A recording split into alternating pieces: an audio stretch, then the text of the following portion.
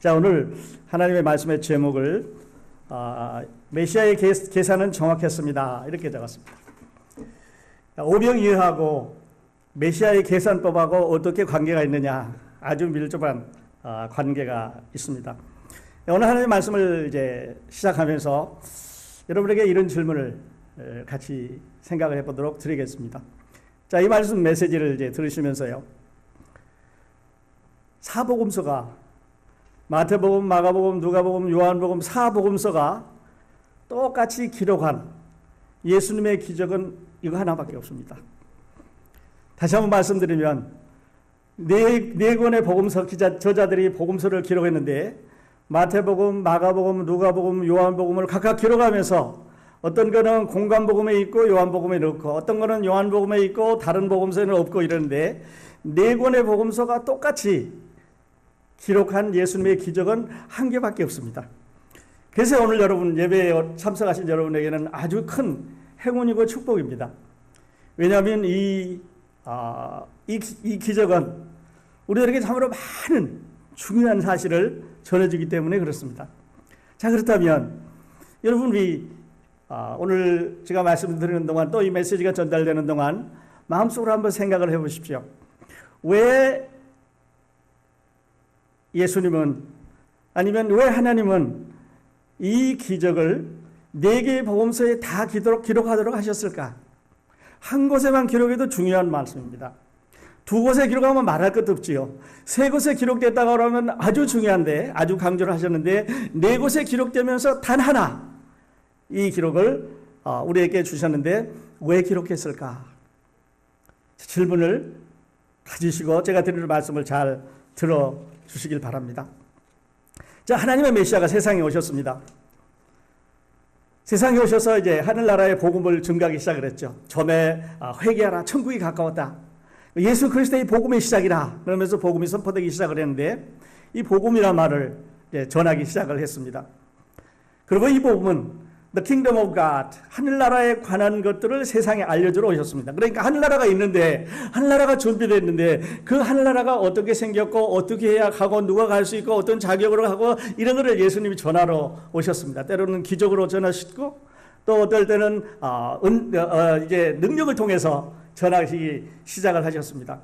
그래서 30년 동안 계시다가 이제 공생애를 시작하시면서 예수 그리스도의 복음은 마치 성냥불을 그어서 이 잘 타는 나무에 아니면 잘 타는 이 산에 놔둔 것처럼 그리고 바람이 부는 것처럼 산길처럼 불길처럼 이제 온 산으로 온 들로 온 지역으로 덮기 시작을 합니다. 마을마다 동네마다 고을마다 예수님이 가시는 곳마다 아픈 사람을 데려오면 그 사람을 고쳐줍니다.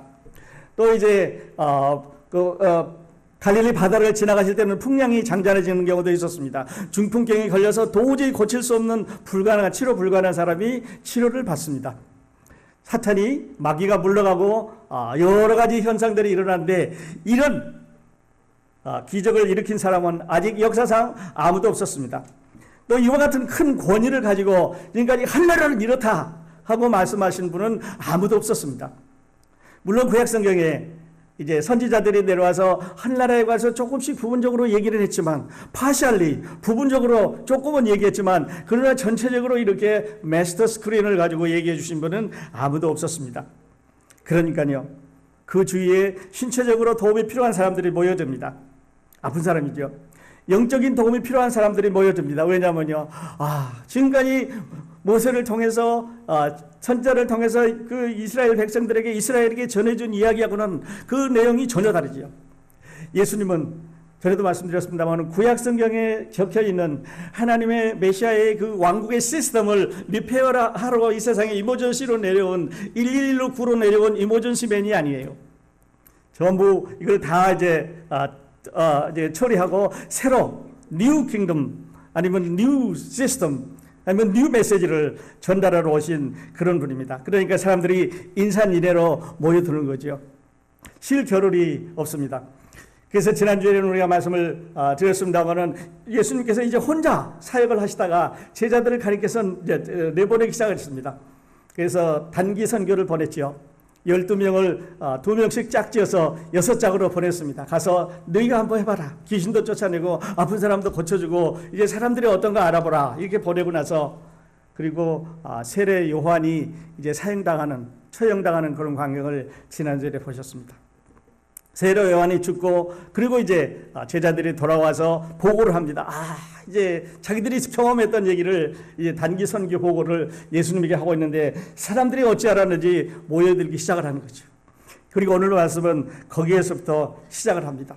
사람들이 너무 많이 오니까 이제 어쩔 수가 없어요. 그래서 제자들과 함께 이 지역을 이제 떠나서 다른 지역으로 가자. 베세다라고 하는 지역인데 잠시 후에 말씀을 드리겠습니다만은 이 네 권의 복음서의 기자들을 쓰면서 4명 다 자기에게 특별한 아주 독특한 단어를 씁니다. 예를 들어서 마태는 세금을 거두러 다니는 사람이기 때문에 숫자에 밝은 사람입니다.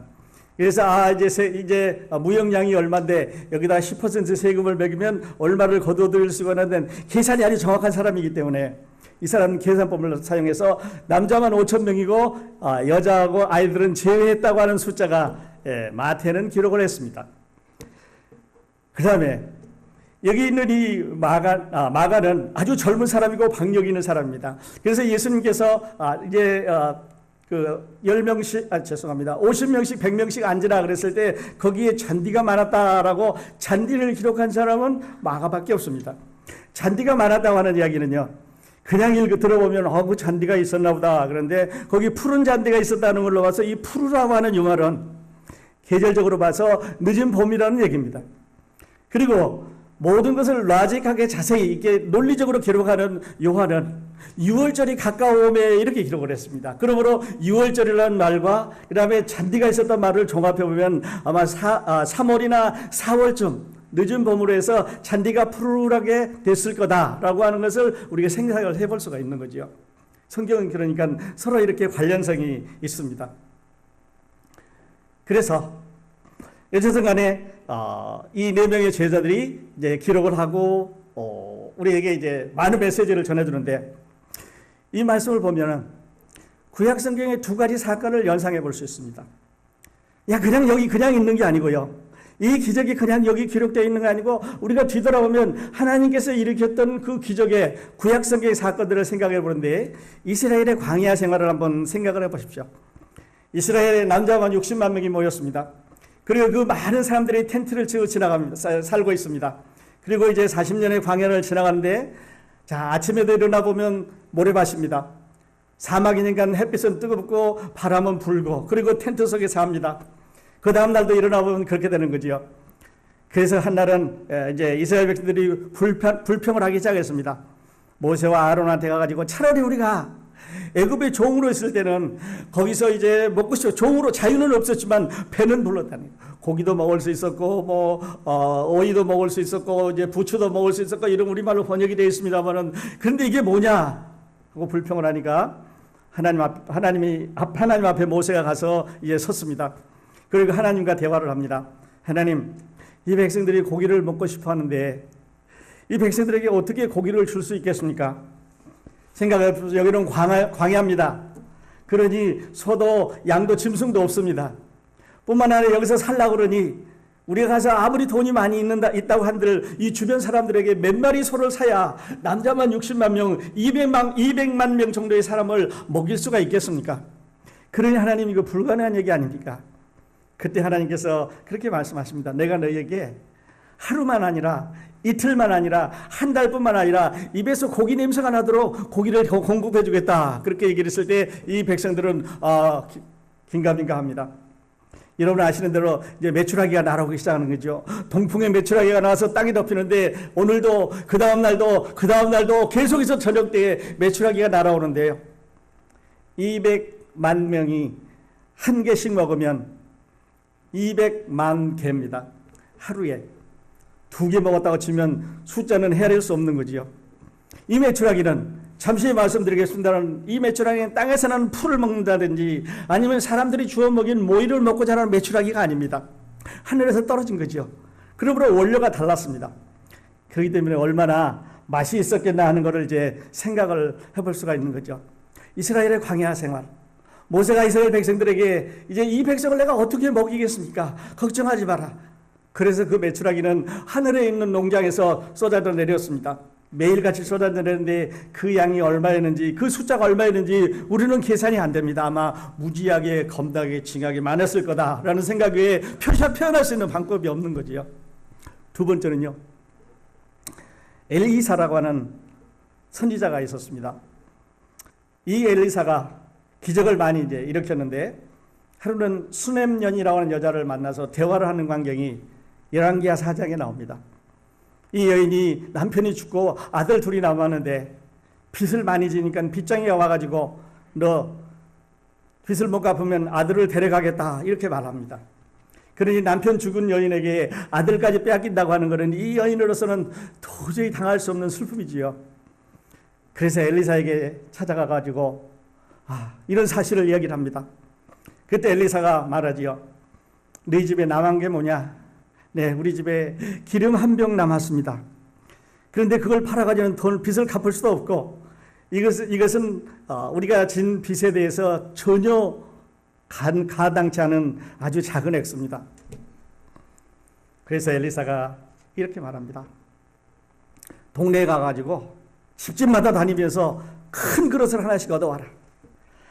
그래서 그 큰 그릇을 집집마다 다니면서 큰 그릇을 얻어다가 이제 집에 쭉 놔두고 여인에게 말하면 너는 방 안으로 들어가서 그 조금 남아있는 기름병에 기름을 이 그릇에다가, 어두운 그릇에다가 부으라는 거죠. 그래서 어두운 그릇에 기름을 부었더니 그 기름이 가득 차서 밖으로 끌고 나왔습니다. 그 다음 그릇을 갖다 놨더니 또 부으니까 또 가득 찹니다. 또 갖다 부었더니 또 그 그릇이 가득 차서 계속해서 있는 그릇을 다 채우고 나서 이제 그릇이 또 남았느냐? 아니요, 그릇이 없습니다. 그 어두운 그릇이 다 차고 나서 이제 기름 떨어지는 것이 스탑을 했습니다. 여러분, 이 기름도요, 하나님이 주신 겁니다. 여기 나오는 보리떡 5개로 또 물고기 2마리로 5,000명을 먹이신, 아마 숫자적으로 아마 15,000명이나 한 2만 명 정도 될 것 같은데, 이 먹인 숫자도, 그리고 12광줄에 남아있는 이 숫자도 하나님이 계산해서 주신 겁니다. 더 남지도 않고 더 모자라지도 않고 정확하게 계산을 했습니다. 자, 물에서 잡지 않은 생선. 이 소년이 가지고 있는 2마리 생선은 자기 몫이었습니다. 자기 점심 먹으려고 싸운 거죠. 여기는 생선이라고만 되어 있는데 아주 작은 이런 살트에 넣은 이런 겁니다. 그리고 밭에서 거두지 않은 보리빵. 다시 말씀드려서 이 소년이 가지고 있는 빵은 이제 5개를 가져가는데, 어린 소년이 점심 먹기 위해서 싸운 게 5개라면 어른은 아마도 10개는 먹을 수 있지 않았을까. 나처럼 먹는 걸 좋아하는 사람 아마 15개 먹었을지 몰라요. 그러므로 5,000명이 먹었다 하더라도, 아니면 2만 명이 먹었다고 하더라도 그 숫자를 곱해보면 아마 곱하기 5 아니면 곱하기 10 한다고 하면 그 숫자는 20만 개 내지 30만 개의 빵이 있어야 됩니다. 그 다음에 생선도 지금은 2마리지만 이걸 가지고 한 사람 앞에 2개씩이 아니라 이제는 4개 먹는 사람도 있을 거고 6개 먹는 사람들이 있을 거고, 아니면 빵 속에다 고기를 이렇게 샌드위치 만들어 먹었어야 됐으니까 그 숫자는 엄청나게 많았을 건데요.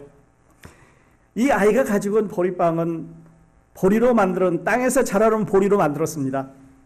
갈아서 만들었겠지요. 잠시 후에 또 말씀드리겠습니다만은, 근데 하늘에서 내려온 예수님이 만들어주신 이 5천 명을 먹이고 나는 오병이어의 기적은 땅에서 자란 보리가 아닙니다.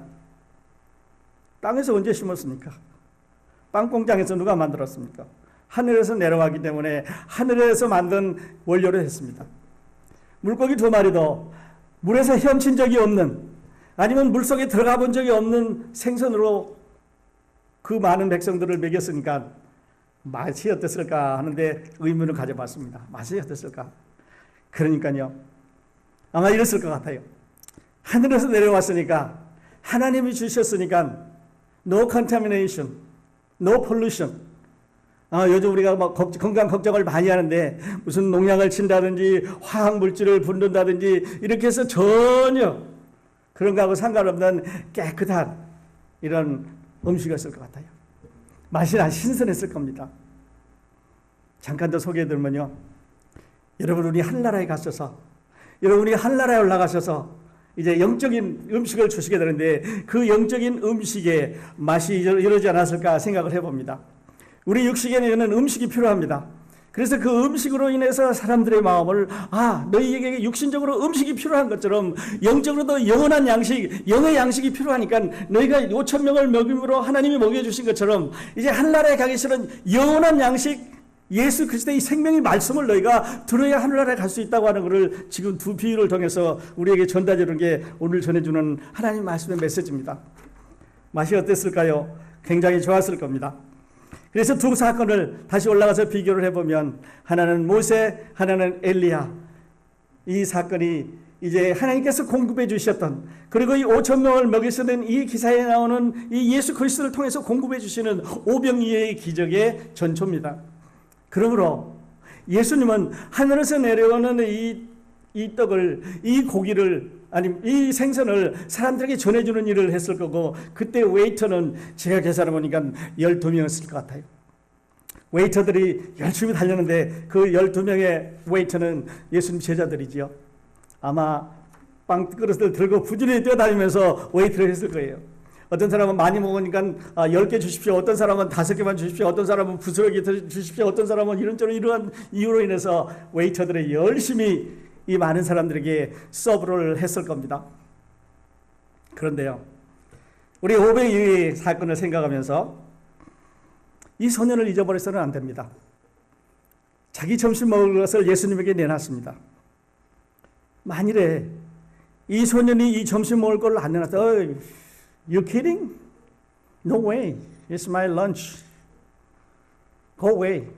하고 자기 주머니에 넣어버렸으면, 그리고 군중 속으로 들어가 버렸으면, 그리고 그 어머니가 나와서 이건 우리 아들 점심인데 당신들이 왜 상관을 하느냐고 가라고 관계하지 않았으면 이 기적은 안 일어났습니다. 다시 한번 말씀드리면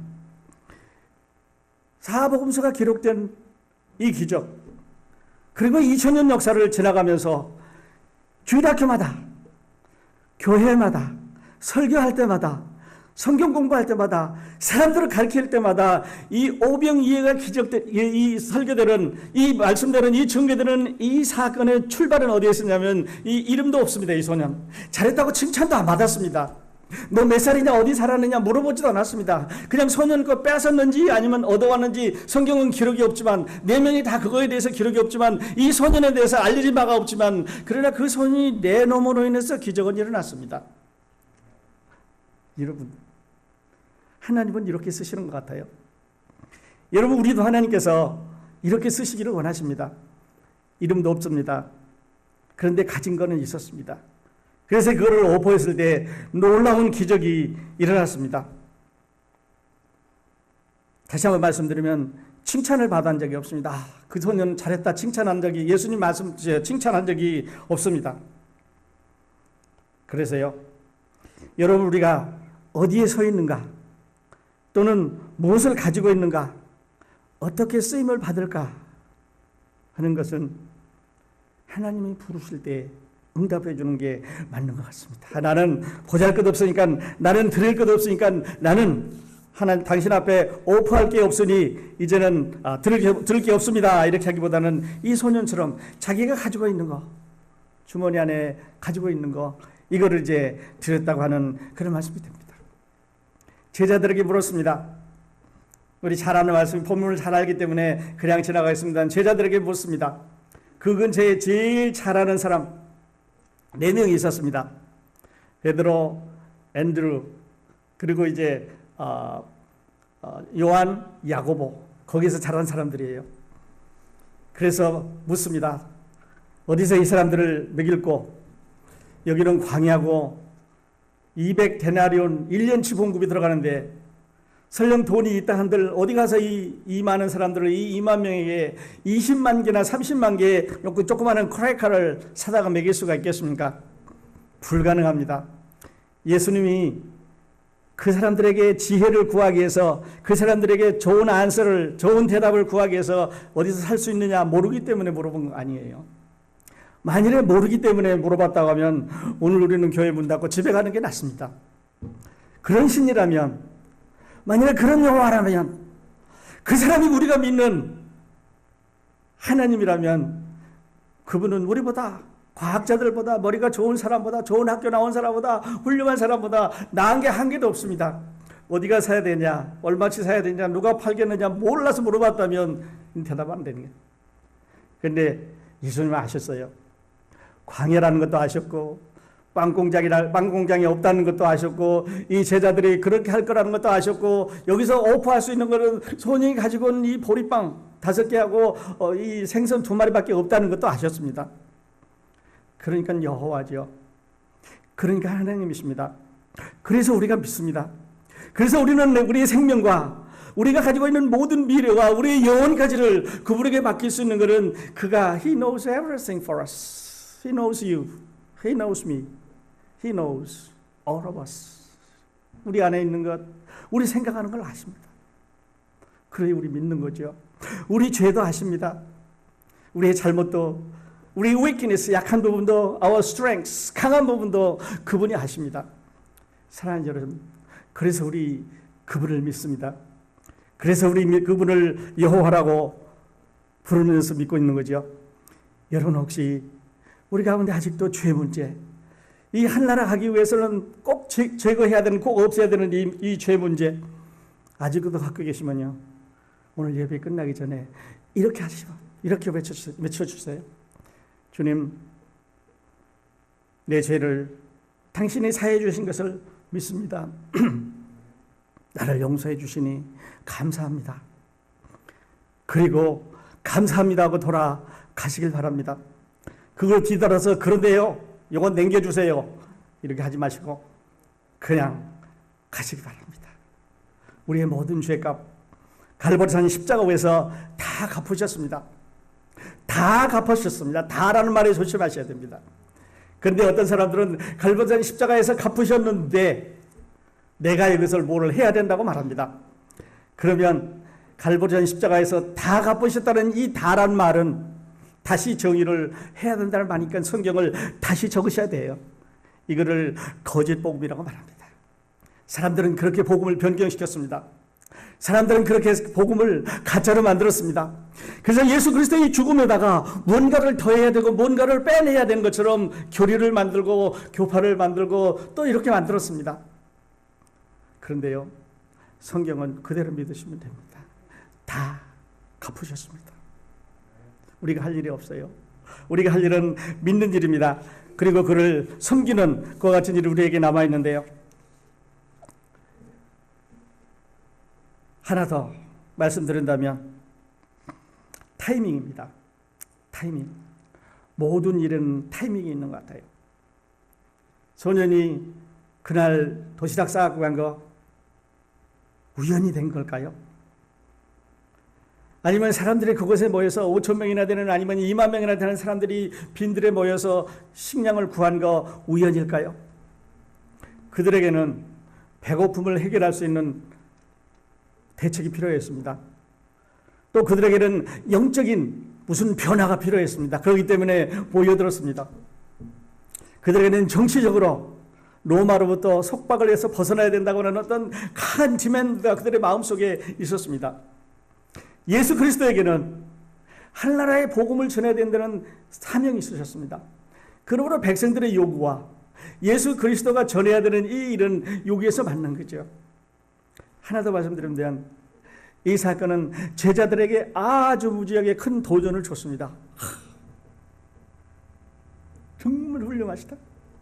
어떻게 이 많은 사람들에게 먹이고 딱 거둬들어 보니까 12광주리에 딱 차내는 거죠. 얼마나 정확한 계산법이에요. 한 광주리도 남은 게 없었습니다. 조금 더 모자라서 서로 아기다툼하는 사람 없이 여기 보니까 다 먹고 만족했다 그랬습니다. 만족하다 말은 satisfy 한다 말은 no more, I don't need any more. 나 이제 더 이상 필요 없다. 이제 먹을 만큼 먹었다. 그러니까 배불리 먹고 더 이상 요구하지 않을 만큼 먹고, 그리고 12광주리가 딱 남았으니까요. 정확한 계산법이에요. 광야에서 모세에게 주셨던 만나와 메추라기도 그렇게 계산하셨을 겁니다. 수렘 여인에게도 이 예수 그리스도가 하는 이 기적에서도 우리는 그런 것을 이제 볼 수가 있습니다. 하나님은 전능하시기 때문에 아까 말씀드렸으면 이 제자들에게 어디서 살 거냐 의논하실 필요가 없습니다. 제자들의 의견을 듣고 그래 그렇게 하는 게 좋겠다. 우리처럼 이렇게 계획을 변경시키는 분이 아니에요. 만일에 그렇다면 우리는 지금 반대로 가야 될지 몰라요. 그런 분이 아닙니다.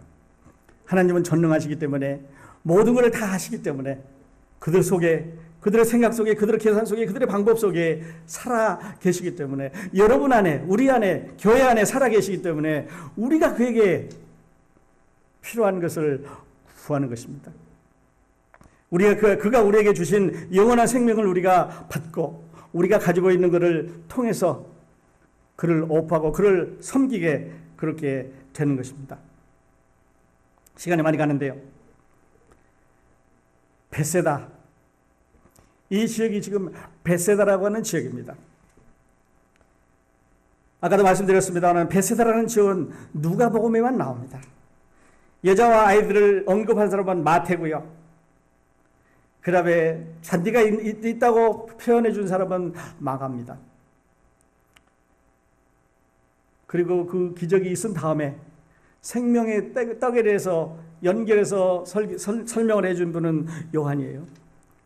내가 곧 생명의 떡이니 너희를 봤지.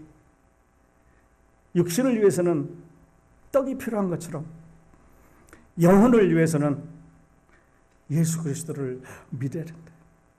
이분을 믿어야 하늘나라 간다고 하는 이 메시지를 우리에게 전달을 해주고 있는데요.